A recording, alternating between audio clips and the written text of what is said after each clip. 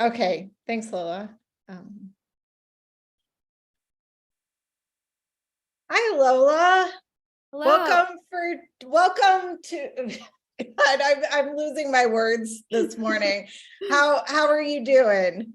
I'm good. I'm great. Yes. How Yeah, are you doing? good. I'm so excited to talk to you about your short film, Pruning. I did like a binge Lola, your podcast, your music, and I read all about you and your films, and I I love everything you're doing. And I thought we could just start with talking about how you came to this project, Pruning, and also I'm very interested about how you got connected with Madeline Brewer.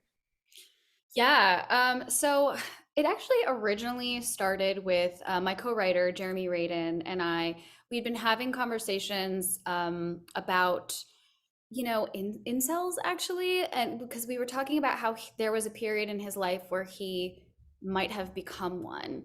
And so initially we were maybe going to write something about incels together because it's just something I find extremely fascinating. Yeah. And what is incels? I'm sorry. What is Oh, that? involuntary celibate. So that's this like subculture of men online that are very, very Ah. angry toward women and hateful and believe that they're owed sex and that kind of thing. Oh, okay. Yeah. Yeah. Wow. I didn't know that. That's Yeah. interesting. Yeah. I found it fascinating because he's maybe one of the wisest, most intelligent, self-aware people I know, and he was like able to see that that could have been a path for him.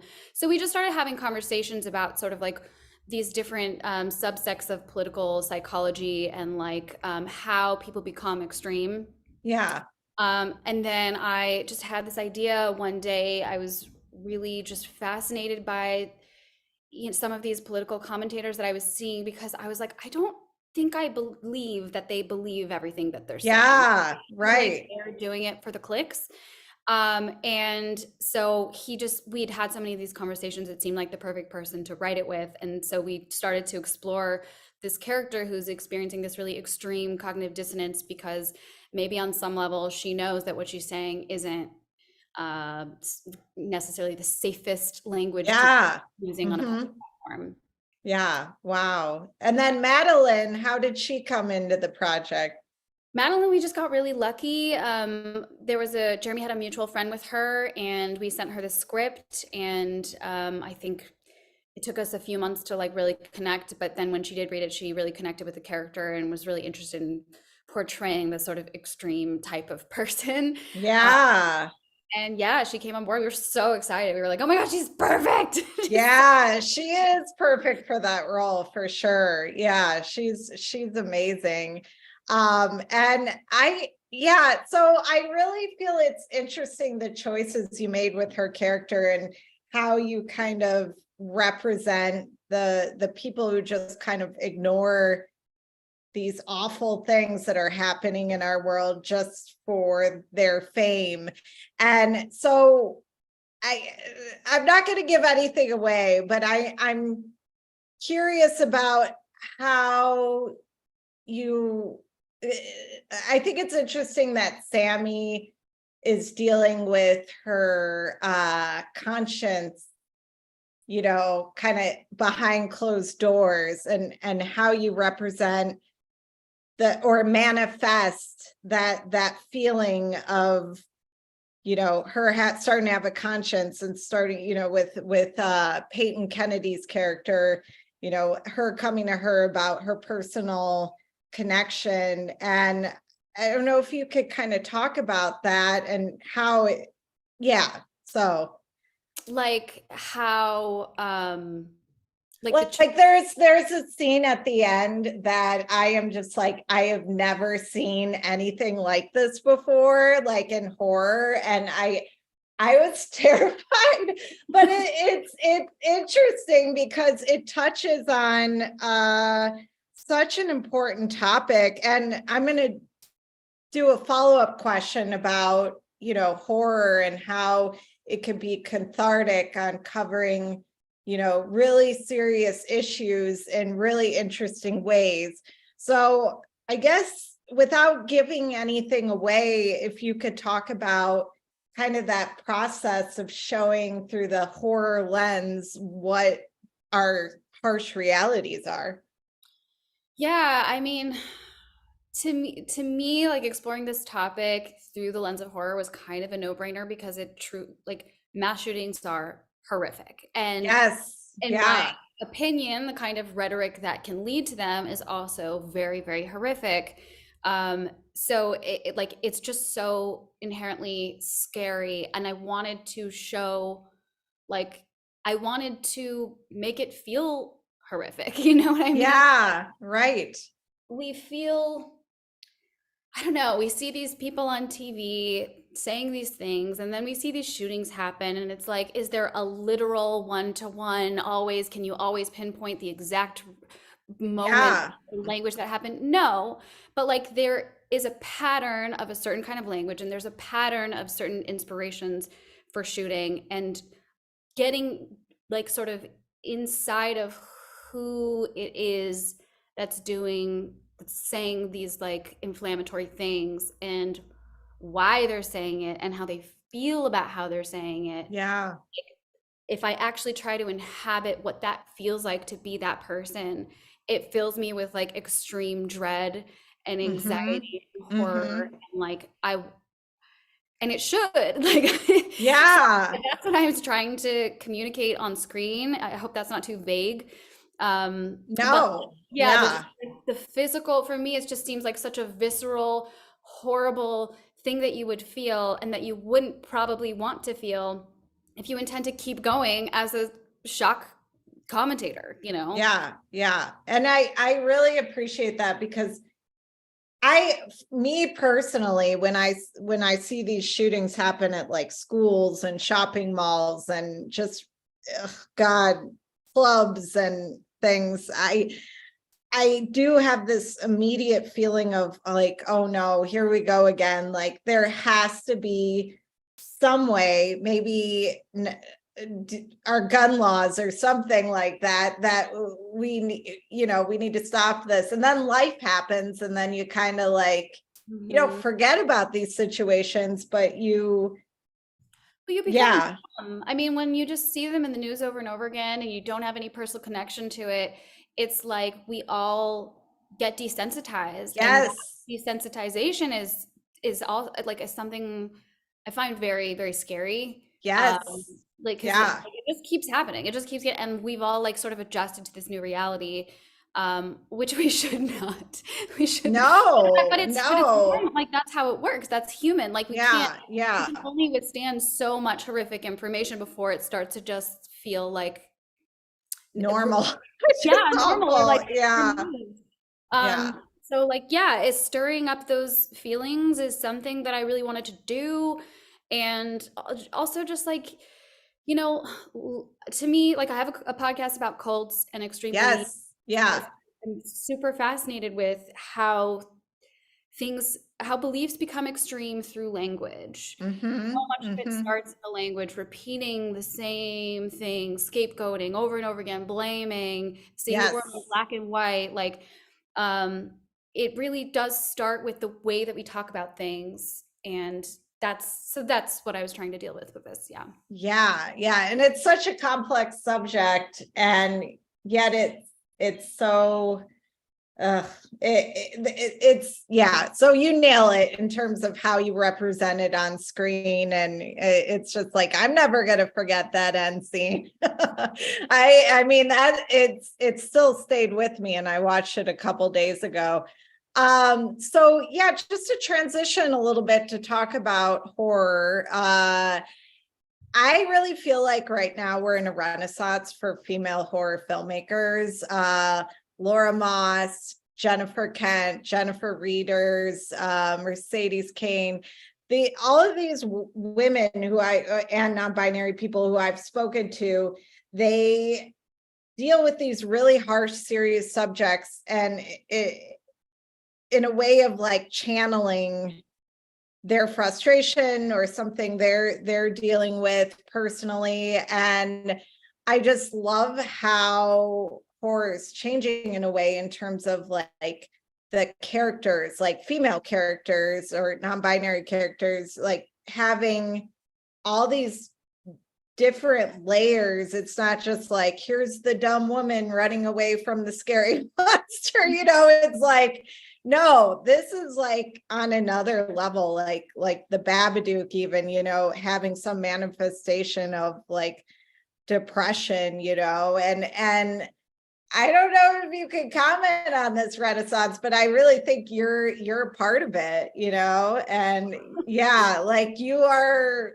with this group, and did you want to comment on that? I mean, I appreciate that very much. Like, Yeah, I yeah, really think there is a, revolution that's been happening in horror the past 5, 10 years. And it's really yeah, exciting as a viewer, and it's really exciting for me as a creator, a filmmaker, because there was a period when it felt like that's not something I would be allowed to do. That's not something that girls do, you know what I mean? yeah, right. And now it feels like there's this whole world that's opened up where like Yes. we are not only allowed to make horror, but we're allowed to talk about things that are extremely personal and things that are Mm-hmm. scary in society. And it's just like a form of expression that's become so exciting and free. And there's so many amazing women who are doing it Yes. now with any of the people you named, Right, right. Yeah. And it's interesting. Recently, I've been reading about Guinevere Turner, who wrote or co-wrote the script for American Psycho and Yes. Charlie Says. And I feel like you guys are connected in some way because of your experience growing up. I don't know too much about your story, but I know that you have a cult, grew up in some cult atmosphere or whatnot. I don't know the details, but I think it's fascinating that like Guinevere and you have kind of, shifted into storytelling and really taking this past experience and making it I don't know, art. And I don't know if you could talk a little bit about that, just your experience with cults and how that kind of connected to this particular project.